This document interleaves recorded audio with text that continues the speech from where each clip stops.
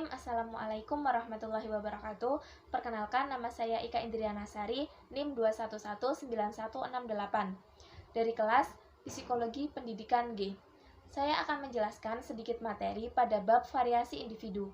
Variasi individu adalah hal yang berkaitan dengan psikologi pribadi yang menjelaskan tentang perbedaan psikologis maupun fisik antar siswa. Hartono mengkategorikan variasi individu dalam 5 perbedaan. Yang pertama yaitu perbedaan fisik, seperti jenis kelamin, tinggi badan, berat badan, dan kemampuan bertindak.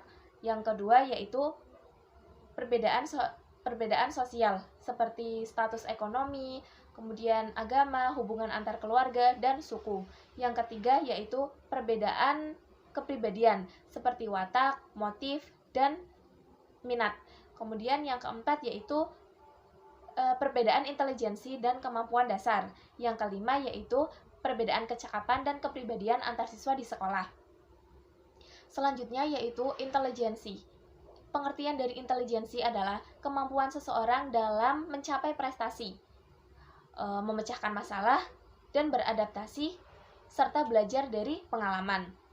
Intelijensi sendiri dipengaruhi oleh beberapa aspek dan faktor. Nah, aspek dan faktor intelijensi tersebut akan dijelaskan oleh pemateri selanjutnya. Demikian yang dapat saya sampaikan. Mohon maaf apabila kurang memahamkan. Wabil taufiq wal hidayah. Wassalamualaikum warahmatullahi wabarakatuh. Saya akan melanjutkan materi selanjutnya, yakni mengenai aspek dan faktor-faktor yang mempengaruhi intelijensi. Yang pertama, aspek intelijensi. Untuk mengetahui tingkat intelijensi, digunakan tes intelijensi yang telah diciptakan oleh para ahli, dan yang terkenal adalah tes buatan Binet dan Simon. Dari hasil tes tersebut, maka akan diketahui IQ orang tersebut. IQ ini bukanlah intelijensi, namun hanyalah angka yang memberikan petunjuk tinggi rendahnya intelijensi seseorang. Selanjutnya adalah faktor-faktor yang mempengaruhi intelijensi. Terdapat beberapa faktor yang mempengaruhi kualitas intelijensi seseorang, di antaranya faktor bawaan atau keturunan dan faktor lingkungan. Kemudian, materi selanjutnya adalah faktor-faktor dalam intelijensi. Dr. Howard Gardner mengusulkan dalam bukunya bahwa kecerdasan memiliki 7 komponen, yakni kecerdasan linguistik verbal, kecerdasan matematis logis, kecerdasan visual spesial, ritmik musikal, kecerdasan kinestetik, kecerdasan interpersonal, dan kecerdasan intrapersonal. Assalamualaikum warahmatullahi wabarakatuh. Saya Leili Fauzia, NIM 2119171. Di sini saya mau melanjutkan materi yang selanjutnya, yaitu tentang pengertian bakat.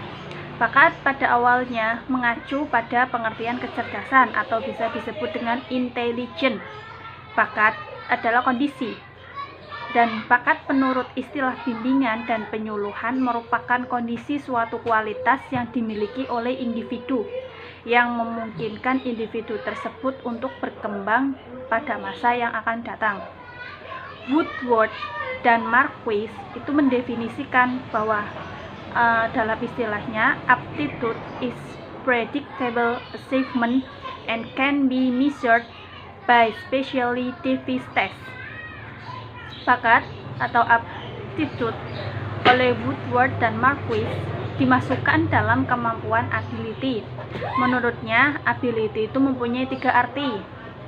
Yang pertama, achievement, yang merupakan actual ability yang dapat diukur langsung dengan alat atau tes tertentu. Kemudian yang kedua, capacity, yang merupakan potential ability yang dapat diukur secara tidak langsung dengan melalui pengukuran terhadap kecakapan individu, di mana kecakapan ini berkembang dengan perpaduan antara dasar dengan training yang intensif dan pengalaman. Kemudian yang ketiga ada aptitude, yaitu kualitas yang hanya dapat diungkap atau diukur dengan tes khusus yang sengaja dibuat untuk itu. Kemudian ada William B. Michel memberikan definisi mengenai bakat tersebut, yaitu an aptitude may be defined as a person's capacity or hypothetical potential for execution of a certain more or less well-defined pattern of behavior involved in the performance of a task respect to which the individual has had little or no previous training. Menurut definisi tersebut, Michel meninjau bakat itu terutama dari kemampuan individu untuk melakukan tugas yang sedikit sekali tergantung kepada latihan mengenai hal tersebut.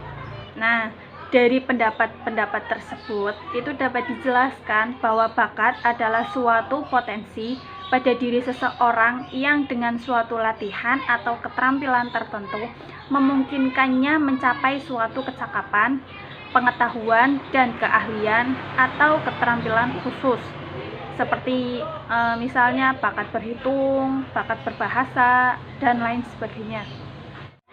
Sekian penjelasan dari saya, kemudian saya serahkan kepada materi yang selanjutnya.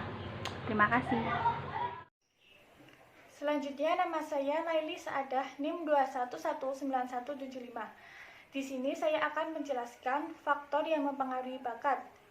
Pada dasarnya, setiap anak memiliki kesempatan untuk mengembangkan bakatnya. Nah, perlu diperhatikan bahwa setiap anak membutuhkan kesempatan untuk berkembang dengan kecepatan yang berbeda-beda. Bakat merupakan potensi yang muncul setelah memperoleh pengembangan dan pelatihan. Di antara faktor-faktor yang dapat mempengaruhi pengembangan bakat antara lain, yang pertama minat. Minat sangat berpengaruh pada pengembangan bakat seseorang. Misalnya, orang yang berminat dalam hal hitung-menghitung akan memiliki bakat dalam hal matematika. Yang kedua, motivasi. Motivasi merupakan hal yang sangat berpengaruh terhadap bakat seseorang. Rendahnya motivasi akan menyebabkan bakat seseorang sulit berkembang. Jika kurang motivasi, sedikit saja ada halangan akan menghilangkan semangat untuk berlatih. Yang ketiga, value atau nilai dari seseorang. Jika orang lain memberikan arti negatif terhadap pekerjaan atau kurang dihargai, maka orang akan terlambat dalam hal pengembangan bakatnya. Yang keempat, kepribadian.